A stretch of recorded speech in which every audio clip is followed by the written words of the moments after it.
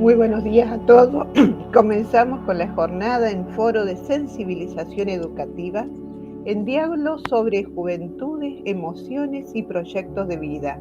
Entre todos, un nosotros, del Colegio Lanteriano Nuestra Señora de la Merced, Ciudad de Río Cuarto. El tema de este taller es opción por los pobres. Quiero recordar aquí al Papa Francisco que nos invita a toda la Iglesia a ser signo concreto del amor de Cristo por los últimos y los más necesitados. Una invitación a mantener la mirada fija en quienes tienden sus manos, clamando ayuda y pidiendo nuestra solidaridad. En este taller vamos a presentar al presbítero José María Di Paola, conocido como el Padre Pepe, sacerdote de la Arquidiócesis de Buenos Aires desde el año 1987. En el año 2008 fundó, junto a otros sacerdotes, el Hogar de Cristo, donde atienden situaciones de vulnerabilidad social. Además fundó la Radio de Cristo de los Villeros, en la cual tiene un programa desde el año 2018. También recibió el premio CONEC hace más de 35 años que forma parte del movimiento Curas Villero. También presentamos al presbítero Enrique Calamante, nacido en Córdoba, capital. Se desempeña como sacerdote hace 25 años de la Congregación Oblato de la Virgen María. Los últimos 16 años se ha desempeñado como párroco en la parroquia San Roque en la ciudad de Buenos Aires. Desde el año 2000 participa de las misiones en 2 localidades de la provincia de Corrientes, Tatacuá y Tabay. También tenemos al presbítero Carlos Costales, sacerdote de la diócesis de Río Cuarto, nacido en la localidad de Bulnes, provincia de Córdoba. Lleva 29 años en la función pastoral junto a sus fieles. Los últimos 12 años estuvo a cargo de la parroquia Jesús Resucitado, y a partir de mayo de este corriente año desempeña su función en la parroquia Nuestra Señora de la Merced, teniendo como trabajo pastoral el barrio Las Delicias y el barrio Oncativo, siendo 2 sectores de mucha vulnerabilidad social. También tenemos a la doctora licenciada en Psicología, Lourdes Molina, cofundadora y presidenta de la Asociación Civil Sin Fines de Lucro Nuestras Manos, dedicada a temas de violencia y otras situaciones traumáticas. Formó parte de la Secretaría Nacional de Niñez, Adolescencia y Familia, organismo dependiente del Ministerio de Desarrollo Social de la Nación. Allí diseñó y condujo el programa de capacitación y tratamiento de la violencia familiar, maltrato infantil y abuso sexual. Autora de varios libros vinculados a la explotación sexual, adolescencia y maltrato infanto-juvenil. También acompañó a la gran familia Hogar de Cristo en el abordaje de las violencias, infancias, adolescencia y sus vínculos, como así también él, la problemática de la explotación sexual y la trata de personas. En este marco vamos a recibir y vamos a escuchar los testimonios del padre Enrique y del padre Carlos Costales. Bienvenidos, padres, buenos días. Vamos a invitarlos a que podamos entrar en diálogo, podamos charlar y podamos hacerle algunas preguntas para que nos contesten. Padre Enrique, padre Carlos. Sí. Enrique, ¿querés contarnos un poquito cuál es tu misión ahí en Corrientes, cómo trabajas con la comunidad? Bueno, buenos días nuevamente. Son 2 localidades que están aproximadamente a 950 kilómetros de la ciudad de Buenos Aires. Desde el año 2000 trabajamos en ese lugar y desde el inicio hemos comenzado a desarrollar un programa de trabajo, no nuestro, sino que lo hemos ido diseñando con la gente del lugar. Uno por ahí puede tener su apreciación de lo que la gente quiere, pero bueno, ellos se han ido involucrando y comenzamos a hacer distintos proyectos de trabajo, de salud y de educación, pero siempre en conjunto con ellos, ¿no?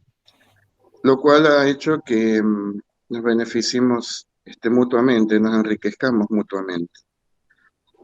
Se han llevado adelante, por ejemplo, un gran problema que había en su momento era la falta de atención de salud, sobre todo en pediatría, ginecología, obstetricia, un gran y un severo problema de odontología.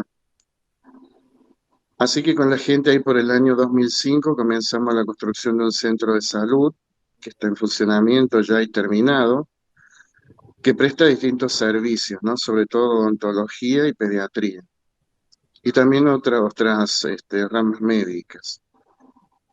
Cuando comenzamos a trabajar en la zona, se notaba cómo la miseria, digamos, ha hecho su buen trabajo, ¿no? Los niños y los adultos prácticamente con dientes en muy mal estado o sin ellos. A eso se sumaba muchas mujeres que tenían niños con severos problemas de salud porque no había control prenatal. También algunas mujeres y sus hijos perdían la vida en el momento del parto. Bueno, todo esto fue haciendo que fuéramos discerniendo con la gente la realidad de este centro que se llama Nuestra Señora de Lourdes. También se han llevado adelante, se lleva adelante aún hoy un banco, digamos, de proyectos también de familiares. Se van evaluando los proyectos y se los acompaña en que esos proyectos se desarrollen. También hay un plan de vivienda de mutua construcción. Eh, ya 10 familias han construido sus casas en ese lugar. También hemos trabajado mucho en cuestiones de educación, de salud y de educación en general, ¿no? Con apoyo escolar. Muchos niños de la zona tienen serios problemas de aprendizaje porque desde que han nacido han comido mal, han sido maltratados, no han sido cuidados. Y ustedes saben que eso provoca problemas a nivel, ¿no es cierto?, sobre todo del cerebro, ¿no?, de los niños. Es común, por ejemplo, que en un curso haya niños que a lo mejor tienen 10, 12 años y están en tercer grado todavía, ¿no? Y entonces toda la forma de trabajo con ellos tiene que ser distinto, ¿no? Desde el juego, desde las canciones, desde el dibujo. Nos ha ayudado mucho la música porque es un pueblo que la música la lleva en la sangre. Pero siempre hemos tenido cuidado de que caminemos juntos, ¿no? Ni adelante ni atrás, sino con ellos, y ellos con nosotros. Así que, digo, esto es básicamente lo que venimos haciendo estos años. Y lo más importante también por ahí, para mí ha sido que todo el servicio pastoral que hacemos están muy involucrados jóvenes de nuestros colegios, ¿no? Y jóvenes que han terminado el colegio después siguen eh, llevando adelante ya como profesionales su compromiso. Muy bueno. Padre Carlos, ¿querés contarlo? ¿Cuál es tu realidad en el barrio? ¿Cuál es tu trabajo? Bueno, si me permiten, primero, bueno, saludarlos a todos y si me permiten, primero, mucho de lo que hoy uno trabaja, también nosotros lo vivimos en casa. Eh, Nosotros también, nuestra familia fue de mucha lucha, de mucho trabajo eh, y también de muy abajo, con muchas carencias de las cuales veo en la gente, nosotros las vivimos. Eh, y nada más que bueno, al lado mío caminaron dos grandes luchadores, que fue la honestidad de mi padre y la lucha de mi madre. Entonces, hizo que ese caminar fuera un caminar de lucha sin parar. Muchas de las carencias de edilicia, eh, de casas, de todas esas cosas, eh, las hemos vivido nosotros también, en mi propia casa, en mi niñez, en mi adolescencia. Eh, yo tengo por ahí flashes de mi vida, en un momento dado de mi historia. eh, en aquella época que yo fui al secundario, época del proceso militar, donde nada era gratuito. Hoy, gracias a Dios, la democracia con sus errores y demás, pero promociona más a las personas que en aquella época. Se me plantea en un momento dado eh, si seguir o no el secundario, porque no podíamos pagar la posibilidad del secundario. Entonces me acuerdo que en su momento, junto con mi mamá, fuimos a la municipalidad, pedimos que nos ayudaran. Nosotros nos trasladábamos en un colectivo desde Bulnes hasta San Pacho, que en Bulnes no había secundario. Entonces, bueno, ahí recibí la ayuda. Y después en un momento dado de mi camino de secundario, eh, se plantea el tema de cómo pagar. Yo estudiaba en el Colegio La Consolata de San Pacho, el Colegio de las Hermanas, y entonces se plantea, bueno, la imposibilidad de pagar la cuota con lo que mi mamá y mi papá ganaban. Entonces, me becan también, y bueno, y la beca era de rendimiento. Yo siempre tengo una anécdota que cuento, que de los 5 años, en un trimestre, yo tuve como promedio 8,95 y la llamaron a mi mamá y dice, si sigue bajando el promedio, le vamos a sacar la beca. Un solo trimestre. Eh, y ahí, en un momento dado, tengo mi encuentro con Cristo en la confirmación. Eh, la confirmación fue mi gran encuentro con Jesús y ese encuentro me cambió la vida. Me hizo dar cuenta que yo era una persona igual que los otros, porque muchas veces los que vivimos la pobreza tenemos la sensación o el resentimiento interior de que somos menos. Entonces me acuerdo la buena noticia de Jesús con un texto del Evangelio donde Jesús dijo, sígueme. Yo dije, para mí también. Y de ahí empecé, siendo un alumno del secundario, comprometerme en la política, participé en la política cuando estaba regresando a la democracia. Eh, Después comencé la visita de los barrios aquí en Bulnes, con lo que había, y después siempre fue marcado. Yo escuchaba cada 5 años, yo tengo 29 años de sacerdote, como decía la Fabi recién, cada 5 años Jesús me decía, vamos a volver a los pobres, vamos a volver a los pobres, porque me costó muchos años entender que los pobres eran felices, felices los pobres del Evangelio, porque a ellos les pertenece el reino. Yo tuve que trabajarlo mucho, en mi caso me costó mucho, eh, hasta que mientras tanto me fui comprometiendo de a poquito en el trabajo social, en la visita de la gente, en acompañarnos en sus dolores, en saber que lo mío no es mío, sino que es comunitario, eh, en compartir. Y a los 25 años me acuerdo de cura. eh, yo me acuerdo que fui delante del Señor y el Señor me hizo dos preguntas. Primero, si conservaba la pasión por Él, y en segundo lugar me dijo, ahora vamos a los pobres. Y ahí empezó el camino en los barrios, que fue como un despertar en la construcción de la capilla, el merendero, eh, y empezar me ayudó mucho un libro de Monseñor Romero. Monseñor Romero, en una de sus frases dice, cuando entendí el Evangelio de los pobres, pude anunciar el Evangelio de Jesús. Muchas veces yo cometí la torpeza de apurarme o de violentar en querer que los otros salgan, o querer sanamente la promoción de alguien era imponerle mis criterios. Entonces, como que el Señor me fue acompañando a caminar al lado de la gente con paciencia, con serenidad, y bueno, y a ir dando pasos. Hermoso. Padre Enrique, los chicos de sexto año habían preparado unas preguntas para hacerte. Una de esas es, ¿cómo descubriste vos tu vocación? Como trabajo con muchos jóvenes, siempre me lo terminan preguntando, ¿no? Y yo creo que la vocación es un misterio, ¿no? a uno de los jóvenes el otro día le decía, ¿y vos por qué te gusta la música? A ver, explícame. Y él tampoco me sabía decir mucho, y dice, me gusta. Y yo me acuerdo que de chico tenía esa inquietud, un sacerdote, el padre de Nardi, que era muy amigo de mis padres, que fue también vicepostulador de la causa del cura Brochero, ¿no?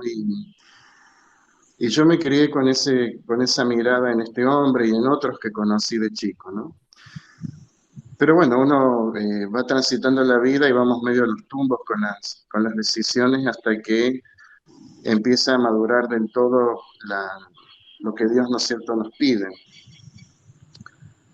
Yo creo que es un misterio y siempre también le digo a los chicos que si volverían a hacer, elegirían lo mismo, porque yo lo que siento con mi vocación y ser oblato y la particularidad de nuestra congregación, a mí me hace feliz, que no significa que no tenga problemas, los tenemos como todos, ¿no?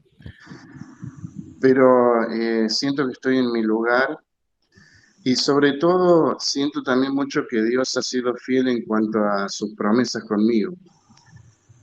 Él, esto de que, bueno, si lo seguimos y nos iba a dar muchos padres, muchas madres, muchos hermanos, muchos hijos, realmente el Señor lo ha cumplido, ¿no?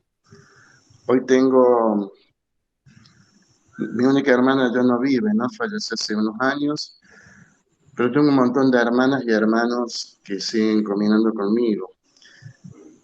Muchos chicos jóvenes que se han ido convirtiendo en mis hijos por el acompañamiento, por la vida. Muchos de ellos tienen sus hijos y amén de bautizárselos soy padrino de alguno de ellos, ¿no? O cuando quedaban embarazados contaban, los primeros que sabía, se acercaban a contarme era a mí, ¿no? Eh, entonces, yo creo que en el fondo es un gran misterio, ¿no? ¿Por qué Dios convoca a unos y a otros para otros caminos? Lo que sí, mi, mi humilde experiencia es que Dios me ha dado muchísimo, no tengo nada de qué quejarme, nada. Eh, y por otro lado, que Él es muy fiel, ¿no? Y aparte en los momentos muy difíciles de mi vida, uno descubre que está presente, a veces en silencio, a veces en muy formas misteriosas, pero ahí está, ¿no? Junto con la Virgen, ¿no? Para mí ha sido eso muy, muy importante. Padre Carlos, los chicos preguntan si los jóvenes se animan a participar en las parroquias.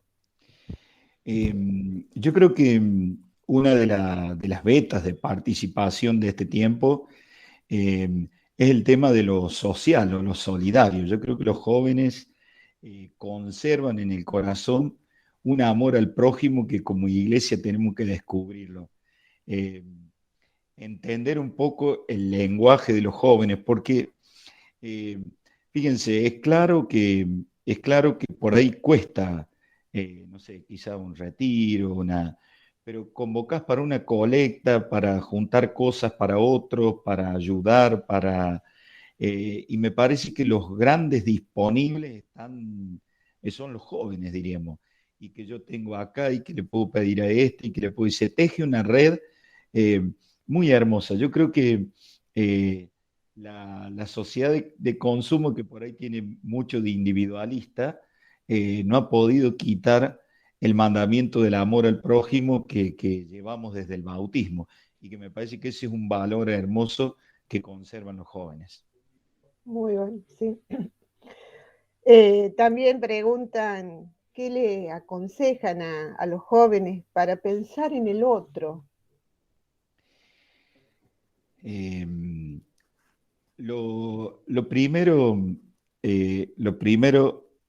aconsejarle a los jóvenes que Dios nos ama. Lo primero, cuando uno llega a entender que Dios te ama, la vida se te hace un cambio. Te hace un cambio y que te ama sin esperar que seas perfecto. Eh, y yo me acuerdo que algunos textos que me ayudaban y que hasta algunas veces he llorado con esos textos un poco, te llevo tatuado en la palma de mis manos, tengo tu nombre escrito en la palma de mis manos, yo te enseñé a caminar, el tema de Oseas, eh, se enciende mi amor por ti, toda esta confesión de amor de Dios que nos hace dar cuenta el valor que tiene la vida nuestra. Este abrir los ojos de esta mañana es un gesto de cariño y de ternura de Dios. Y por otro lado, eh, pedirle mucho pedirle mucho a los jóvenes eh, querer la vida y que por otro lado, en la vida no se camina solo. Eh, Dios, ya cuando lo vio al hombre en el jardín, yo cuando me imagino la creación, digo, lo vio en el jardín, el hombre, el primer reclamo que le hizo, Señor, yo no puedo vivir solo y que no me bastan los animales, las plantas hermosas, la creación hermosa que hiciste, necesito otro para que camine conmigo. Y entonces ahí Dios crea a la mujer. Entonces, que no se queden solos y que siempre al lado hay alguien que está dispuesto a amarme. Exacto. Padre Enrique, los chicos quieren saber qué es lo que te incentiva a hacer estas acciones. ¿Qué es lo que me incentiva? Y un poco lo decía el padre Carlos, ¿no? A mí me gustaría que la gente viva bien, todos vivan bien y sean felices.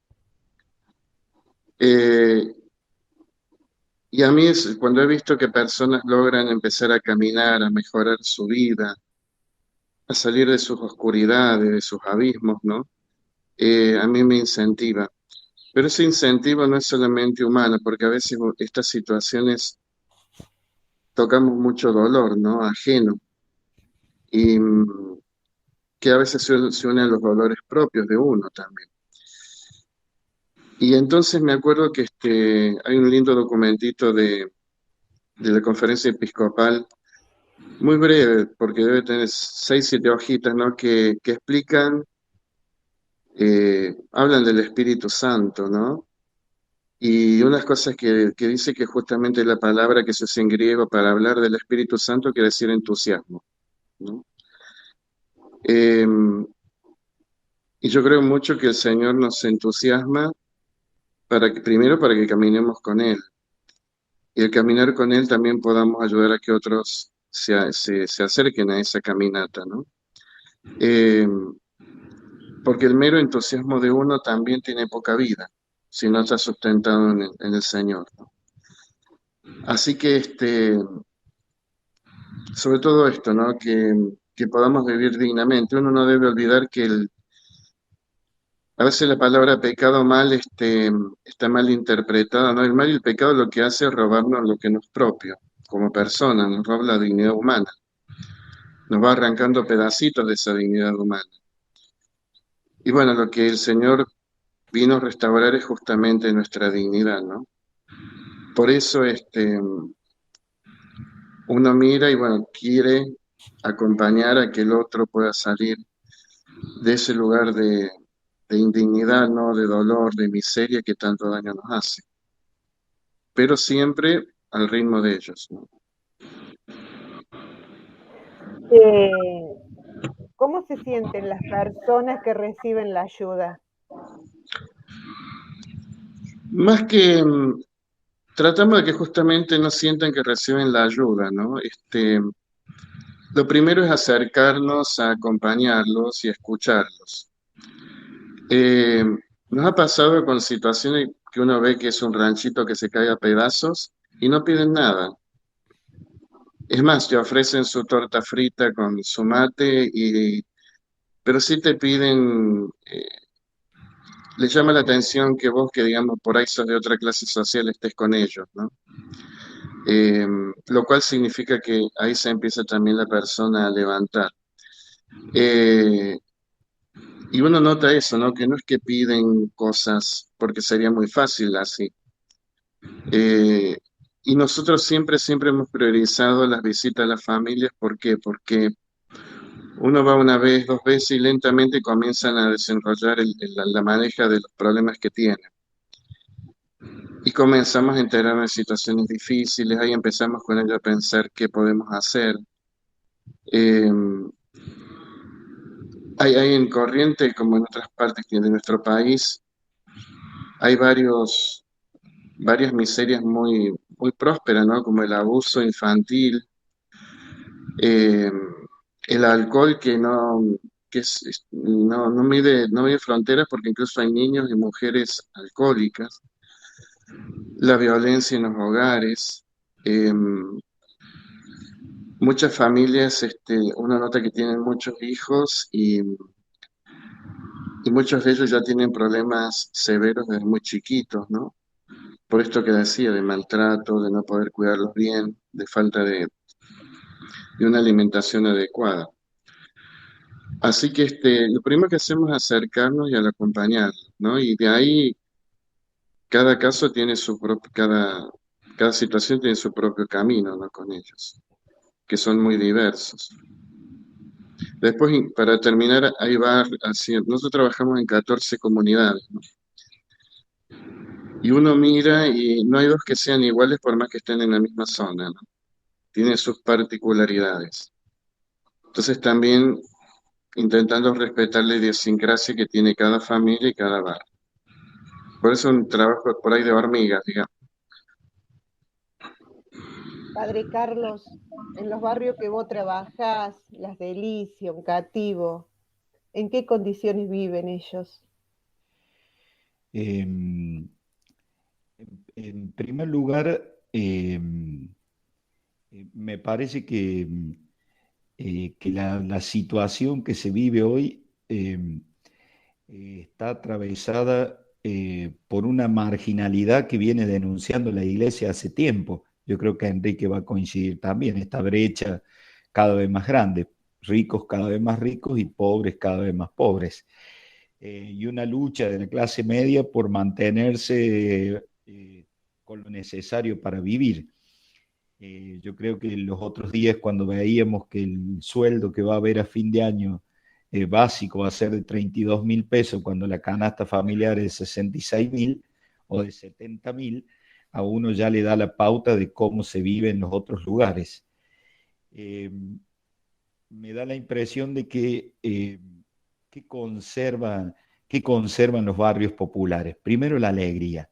Yo me acuerdo en Navidad, yo la noche de Navidad suelo pasar toda la noche despierto, visitando las familias, y siempre cuando entras a los barrios, yo creo que Enrique va a coincidir también, los equipos de música para Navidad, para Año Nuevo, para las fiestas, verdaderamente hacen del barrio una fiesta, luces.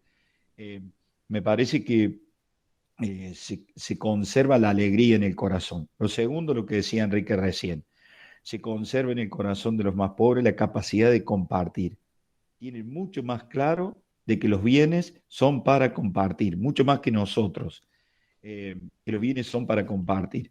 Por eso su casa, su comida, su mate, sus hijos, para poder entrar, llevarlos al apoyo, entienden de que la fragilidad les ha enseñado a compartir.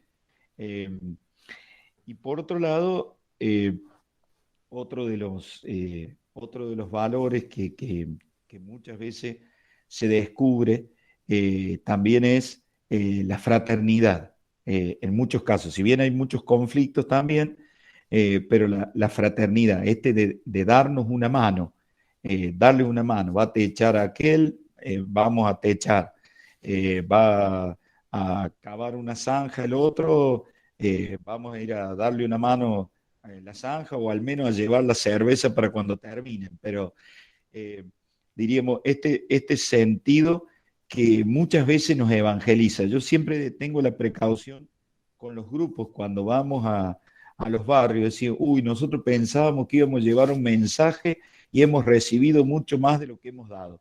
Yo le pregunto siempre, de lo que hemos recibido, ¿lo reflexionamos?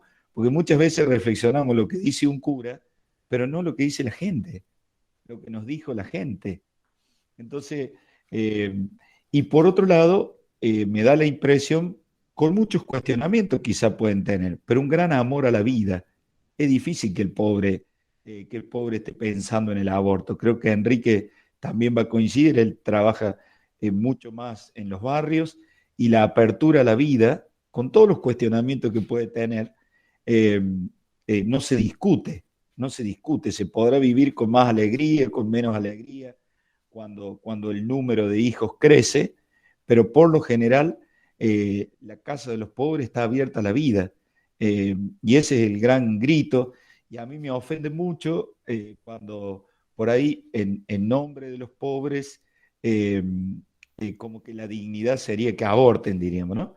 Eh, y por otro lado, una ofensa que se hace a los más pobres es eh, identificar el aumento de la delincuencia con el aumento de la pobreza. Nosotros en mi familia vivimos la pobreza, no salimos a robar, no compramos armas para asaltar a otros, sino, y mucha de nuestra gente, y eso Enrique creo que va a coincidir también, mucha de nuestra gente no sale a robar. Habrá algunos, pero también es cierto que hay muchos guantes blancos que han robado mucho y que han fundido mucho más al país, ¿no? Exacto. Nosotros que estamos inmersos en un barrio pobre, con situaciones muy complicadas, no todos estamos en la misma bolsa, ¿no? La mayoría trabaja, los chicos van a la escuela, se forman, hasta llegan a la universidad. Y bueno, todos los ponen en la misma bolsa por estar en un barrio donde también la violencia y el robo está al día. Padre Enrique, las personas de tu comunidad aportan a cada proyecto tuyo, te acompañan. Sí. Sí, antes una cosa para todavía enriquecer más lo que dijo el padre Carlos, ¿no? Yo tenía un profesor que nos decía que muchos de los grandes delincuentes habían estudiado en Boston, decía él, ¿no? Eh, y me acordaba que tenía mucha razón. Y después una de las cosas que he visto por años, que se ven en las villas de Buenos Aires, hay mucha gente buena donde el narcotráfico, a veces manejado por gente muy poderosa, anida en esos lugares y aterroriza a la gente del lugar que es muy buena. Eh, y esto también se ve mucho, ¿no? Y entonces todos terminan cayendo en la misma bolsa, ¿no? Por portación de cara o de lugar o de procedencia. Sí, con respecto a lo que me preguntabas, mira, todo lo que se ha podido hacer eh, es porque la comunidad es muy generosa, ¿no? Eh, Tanto en recursos humanos como en recursos económicos. Cada cosa que el Señor nos ha ido planteando se ha podido hacer porque justamente no solamente San Roque, sino también otras comunidades y también parroquias no pertenecientes a nuestra congregación, colegios, que van conociendo el proyecto y nos van acompañando con el mismo, ¿no? Eh, y también una de las cosas que debo decir es que todo lo que se ha podido hacer, nunca hemos tenido alguien que viene y nos puso 1 millón de pesos, no, no, ha sido siempre el trabajo este, mancomunado de todos, y con el grupo misionero. Bueno, antes de la pandemia vendíamos choripán y panchos en los retiros, hacíamos encuentros, tenemos ferias de cosas usadas, bueno, todo eventos que se hacían y las donaciones de la gente, ¿no?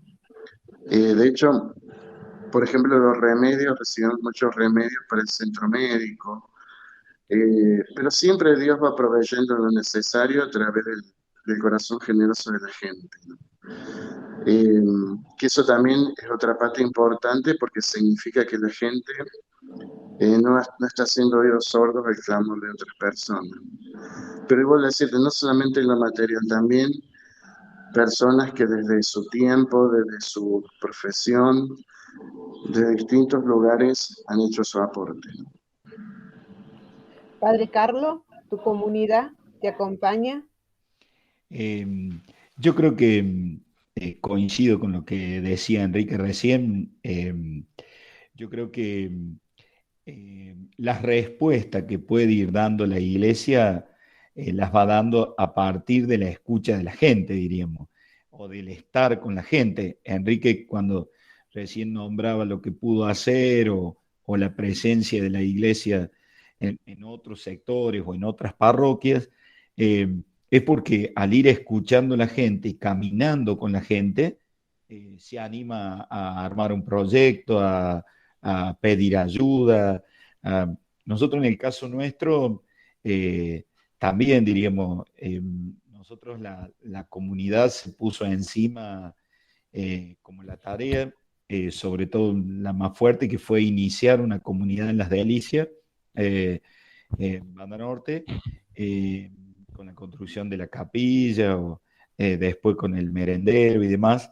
Eh, y también con esto de mientras se iba haciendo la construcción, se iba haciendo familia, se iba construyendo una familia, donde las personas que van compartiendo, eh, algo que Enrique dijo al comienzo, que me parece fundamental, eh, cuando la iglesia deja de ser Papá Noel, diríamos, que abre el baúl del auto y viene a traerles porque tiene más que ellos. Eso es la imagen más triste que me da de la iglesia. O por otro lado, cuando veo las grandes colas de gente frente a nuestras iglesias buscando bolsones, a mí me cuestiona mucho interiormente. O por ahí esta desorganización social que hacemos de multiplicar lugares de mendigos. Eh, entonces, por eso creo que la iglesia despacito va escuchando, va caminando. Creo que la iglesia tiene que crecer mucho todavía en esto. Eh, Todavía me parece que hay mucha charla de escritorio, diríamos, y me parece que hace falta más caminata en el barrio. Y otra de las cosas que también hemos ido aprendiendo como iglesia, creo que Enrique con más experiencia que yo, hemos ido aprendiendo eh, que ya la iglesia no puede hacerlo solo, sino que hay una gran red social, que es la doña que tiene el otro merendero, el otro señor que tiene, no sé, que está fabricando bloques, el otro. Hoy ha sido, me parece que en la famosa globalización económica también ha globalizado las redes, ¿no? Para poder responder. Pero en general, siempre las respuestas de la iglesia surgen del diálogo con la gente. Y eso creo que a Enrique le pasa lo mismo, nos alienta el estar, porque diríamos, uno puede escuchar. Hay veces pudiendo responder y otras veces compartiendo la misma pobreza. Eh, yo digo, una de las cosas que al principio me costó como cura más joven, pero que después lo pude aprender, es que yo no, diríamos que es muchas veces la misma pobreza de la gente, la misma pobreza que tiene la iglesia. Mucha gente está confundida con la iglesia. Piensa que la iglesia es el Fondo Monetario Internacional. Y resulta que la iglesia vive si la gente pone en la colecta. Entonces digo, la iglesia vive de la caridad. Tenemos grandes edificios que han sido hechos en otra época, pero la iglesia vive de la caridad. Exacto. Padre Enrique, ¿encontrás felicidad ayudando en cada misión y compartiendo con las personas que más necesitan? Sí, una cosa que hacía el padre Carlos importante ahí, por ejemplo, son las cosas que fuimos compartiendo con la gente de Tatacuá y Tabaí. Les contamos que no tenemos plata, que la tenemos que juntar trabajando, ¿no? Y ellos también aprendieron, fíjense, ahora se ha armado un grupo de trabajo, le dicen ellos, que ellos han empezado a cuidar de la sala y a hacer los arreglos. Antes teníamos que quizás juntarlo nosotros, ¿no? Porque terminaron dándose cuenta que nosotros también estábamos ahí en la lona, ¿no? Así que eso es muy importante porque justamente es verdad lo que dice el padre Carlos, vivimos al día. Con respecto, ¿cómo era la pregunta? Porque estoy grande y me olvido, Fabiola. ¿Encontrás felicidad ayudando en cada misión, compartiendo con los que más necesitan? Sí, para mí siempre un tiempo muy lindo, ¿no? Nosotros Las misiones las hacemos en mayo, julio, octubre y algunas cerca de Navidad. Eh, y algunos grupos van durante el año, más lo que la gente sigue haciendo ahí en esa. Sí, porque aparte, bueno, me gusta el ambiente juvenil. Yo no tengo talento para trabajar con niños, soy un ladrillo con los niños, pero con los jóvenes me siento muy a gusto, ¿no? Y aparte veo que ellos se ocupan de la misión, ¿no? Y eso realmente me hace muy, muy feliz porque uno también ve que los jóvenes tienen otro recorrido distinto a nosotros, son muy ingeniosos, ¿no? Eh, y me hace feliz, sí, vuelvo hecho bolsa porque, bueno, son días muy intensos. Tenemos casi 2 horas, 12 horas de viaje, vivimos ahí con todas las comunidades mucho tiempo arriba de la camioneta. Pero vuelvo con la cabeza bastante limpia porque, bueno, es todo muy verde, muy lindo, pero aparte por toda la gracia en sí que significa la misión, ¿no? Por eso también esto que me pregunté me hacer que hace tantos años que seguimos en el lugar, porque evidentemente para los jóvenes y para mí es una gracia de Dios también ese lugar y la gente. Pero sí, nos hace muy feliz y nos trae mucha gracia también a nosotros. Padre Carlos, ¿qué mensaje le darías a los jóvenes, le dejarías con respecto a todo esto? Eh, bueno, en primer lugar, yo sigo insistiendo que los jóvenes descubran.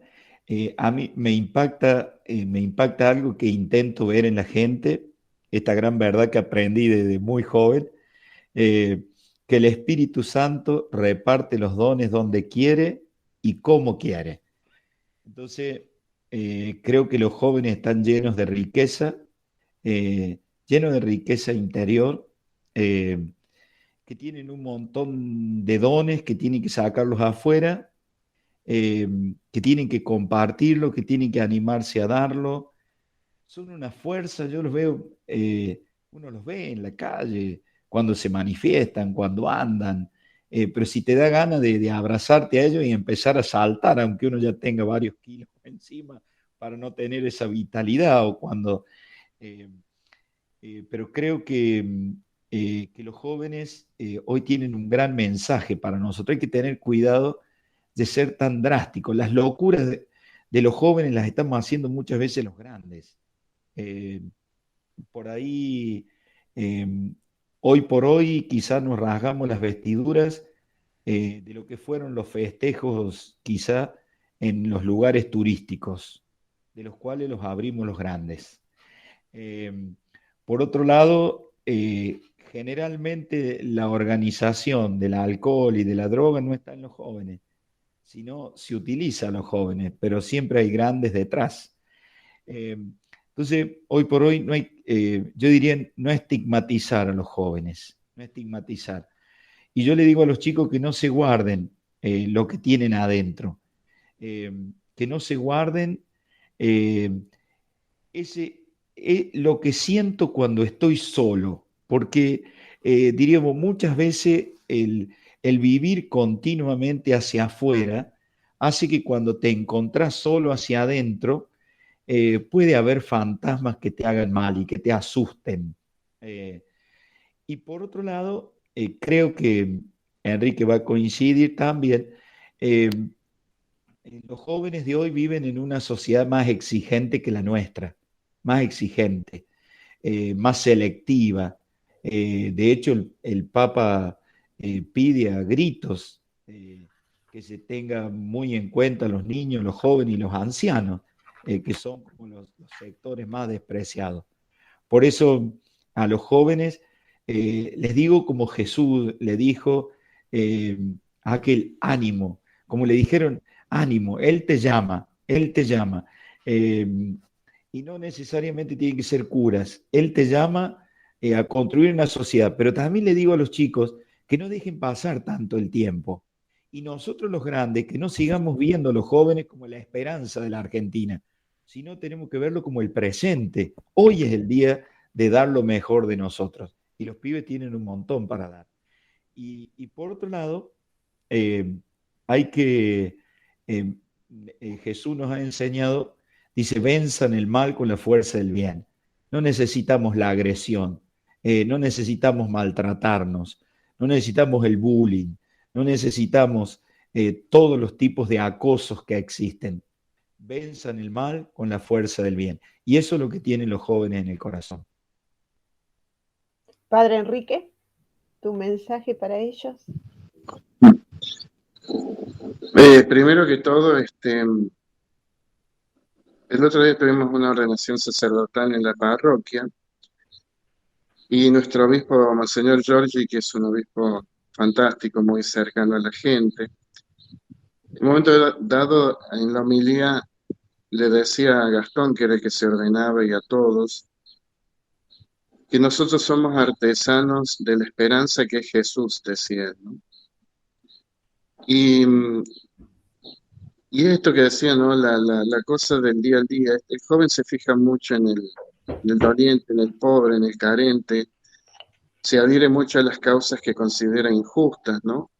Y, y de dónde respondemos, ¿no? Y nosotros tenemos que responder, me parece, desde la esperanza, ¿no? Pero nuestra esperanza apoyada en el Señor. Eh, por eso decía que no, el entusiasmo de uno a veces dura muy poco y uno lo nota cuando es entusiasmo de uno. Porque justamente el respaldo lo tenemos en él. Y cuando el otro comienza a salir de sus oscuridades, de sus dolores, sus miserias, estamos siendo artesanos de la esperanza, ¿no? Entonces me parece muy importante que en estos tiempos que quizás se perdió tanto la cercanía, no olvidar que el artesano trabaja mano a mano con la arcilla, ¿no? Y nosotros tenemos que trabajar también, digamos, buenamente, mano a mano con nosotros y con los demás, ¿no? Perder esa humanidad, ¿no? Que los jóvenes tienen mucha y muy bonita, entonces sería lindo que puedan seguir ese camino de cercanía, de rebelión ante la injusticia, de acordarse de aquel, ¿no es cierto?, que está en la mala. Oportunidad recibimos al presbítero José María Di Paola, conocido como Padre Pepe, sacerdote de la Arquidiócesis de Buenos Aires desde el año 1987.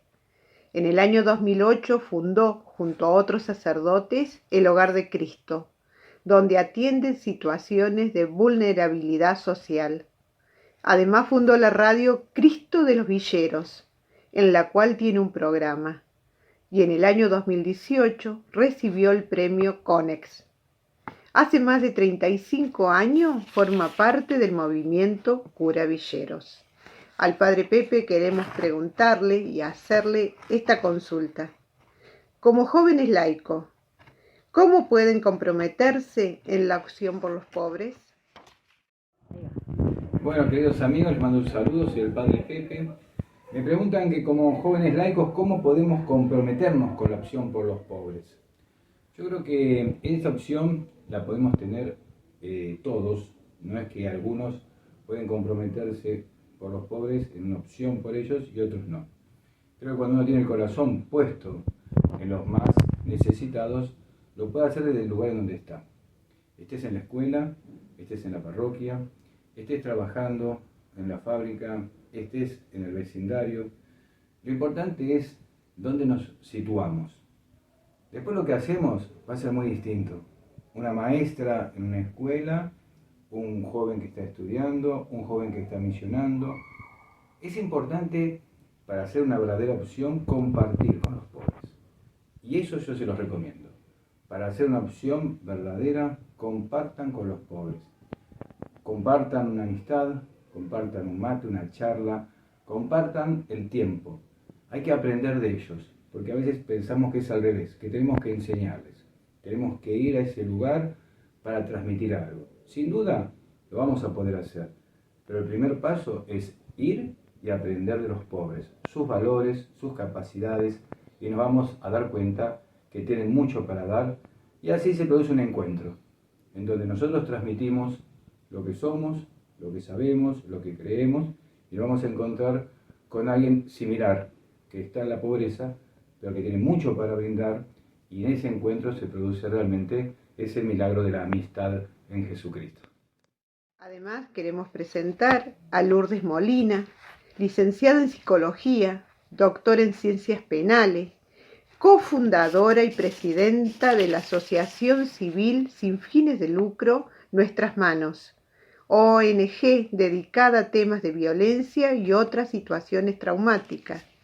Formó parte de la Secretaría Nacional de la Niñez, Adolescencia y Familia, organismo dependiente del Ministerio de Desarrollo Social de la Nación. Allí diseñó y condujo el programa de capacitación y tratamiento de la violencia familiar, maltrato infantil y abuso sexual. Autora de varios libros vinculados a explotación sexual, adolescencia y maltrato infanto-juvenil.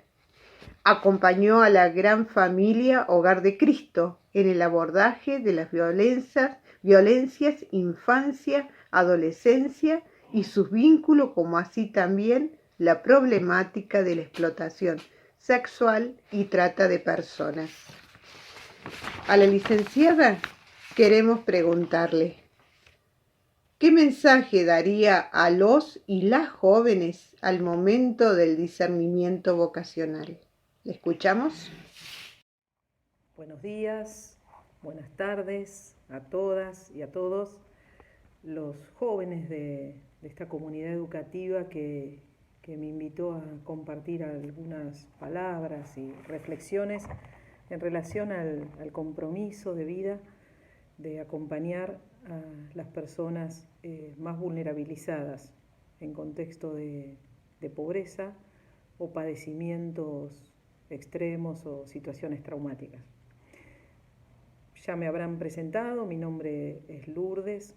Yo tengo el privilegio de muy joven haber podido tomar conciencia de cuál era mi vocación y poder elegir estudiarla, tener los recursos para hacerlo, que me acompañaran en ese proceso y poder, mientras estudiaba, dedicarme a acompañar personas de distintas edades, en particular niños, niñas, adolescentes, atravesados por situaciones de violencia.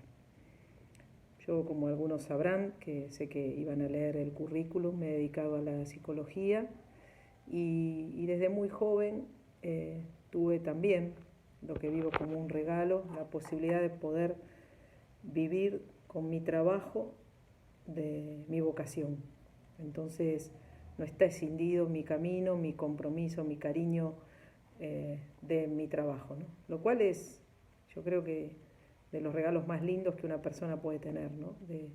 De poder ser fiel a lo que le apasiona y poder encima vivir de eso, ¿no?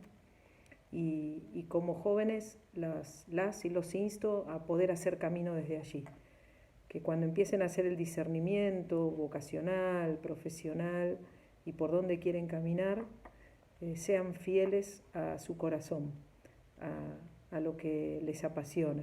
Quizás a veces a uno, yo lo sé como psicóloga, le lleva tiempo encontrar por dónde va a encaminar su vocación, ¿sí?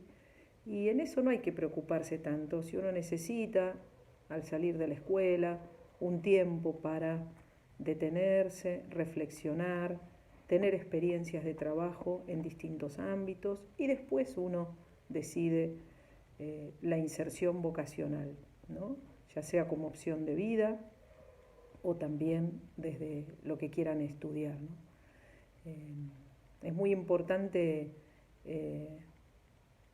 no solo saber qué es lo que uno desea y por dónde pasa la felicidad, entendiendo la felicidad como algo que está atravesado por el dolor, ¿no? La felicidad va de la mano de una ofrenda y es un dolor que también muchas veces nos tenemos que caminar desde el compromiso, ¿no? Entonces, ahí también, en ese punto de vista, es muy importante encontrar el sentido de la vida de uno, ¿no?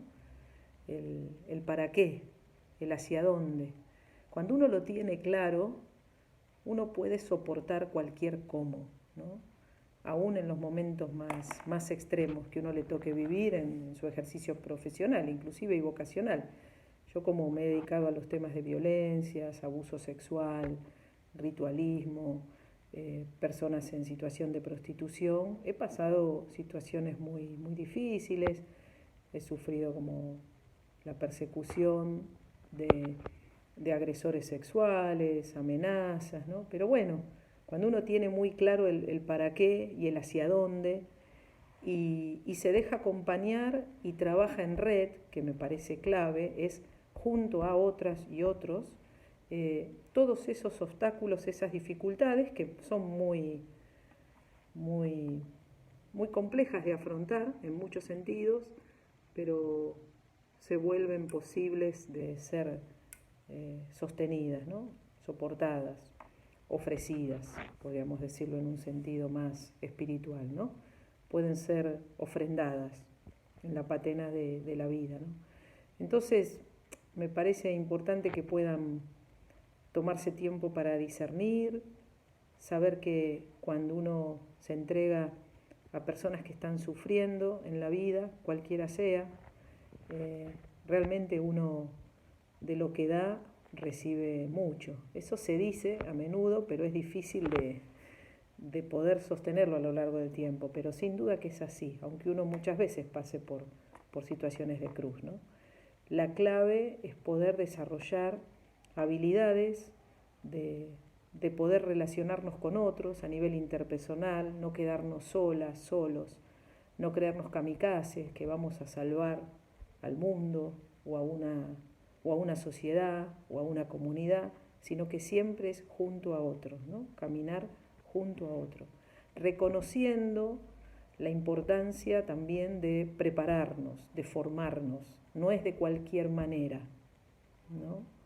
Sino que es formándonos, dejándonos acompañar con esto del cuidado, porque también nosotros y nosotras somos frágiles y tenemos necesidades, y nuestros cuerpos gritan esas necesidades, y nuestras mentes, nuestro psiquismo también sufre y se recarga y corre riesgo de estallar si no lo cuidamos, ¿no?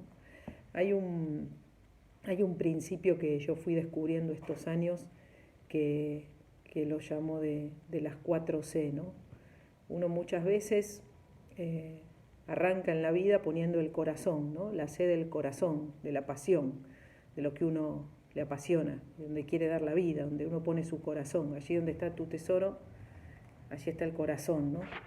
Después está la C de la cabeza, que tiene que ver con la formación, con la capacidad de reflexión, de estudio, ¿no? De prepararse permanentemente. Nunca dejamos de prepararnos, ¿no? Cabeza, corazón, coraje para asumir el desafío, ¿sí? Y cuidado, capacidad de cuidarnos, que tiene que ver con esto que les decía de ser red, de dejarnos acompañar, de saber que tenemos que generar este cambio como sociedad en este momento histórico que nos toca vivir, mirándonos entre nosotras, nosotros, aunque a veces pensemos diferente, tratar de ser puente, buscar el punto que podemos tener en común con alguien, sin negar las diferencias, ¿no? Pero abiertos a esto de buscar ser puente. Porque todas y todos somos necesitados de abrazos, de cuidado, de contención, pero hay algunos que necesitan también mucho más, ¿no? Y a ellos debemos consagrar parte de nuestra vida. Y en esto, para terminar y no ser larguera, ustedes también habrán compartido un videíto que les mandé a los organizadores, que hicimos desde una organización que lidero, que se llama Nuestras Manos, Asociación Civil, que si quieren seguirnos nos pueden buscar en Instagram o en el Facebook. Nosotros venimos trabajando en esto de acompañar a personas que han sido captadas por las redes de prostitución, que han sido explotadas o tratadas. Y como decimos en el videíto al final, todos podemos hacer algo, todos podemos contribuir a ser parte de la solución. Quizás no podemos dar respuesta a todo, porque nos enfrentamos a redes con mucho poder, pero siempre podemos hacer algo. Porque, como decía Pablo Freire, ese educador popular tan querido para muchas y muchos, no somos esperanzados por pura terquedad, sino por un imperativo existencial e histórico. Así que bueno, espero que el encuentro los sirva para seguir profundizando en su vocación, y quedo a disposición si alguno lo necesita por las redes, y les paso el mail, que es nuestrasmanos@gmail.com. Un abrazo grande y en comunión. Bueno, muchísimas gracias por contarnos sus experiencias, por compartir con nosotros su misión, su trabajo, y animarnos a que todos somos parte de esta iglesia y todos tenemos el mismo compromiso, ¿no? Por aquellos que más lo necesitan, por aquellos que más necesitan de cada uno de nosotros. Bueno, y de esta forma damos por finalizado este taller Opción por los Pobres, como lo hemos llamado. Y gracias, Padre Enrique, gracias, Padre Carlos. Muchas gracias. Por el tiempo que nos prestaron para poder escucharlos y compartir con ustedes estas experiencias. Bueno, muy amable, gracias a ustedes. Muchísimas Nos vemos, Padre gracias. Carlos. Gracias, Enrique. Un Que gusto. sigan bien. Dios te siga Gracias a bendiciendo. todos. Nos Gracias. vemos. Y Gracias. a todos los que han compartido con nosotros y han participado, les decimos muchas gracias y hasta pronto.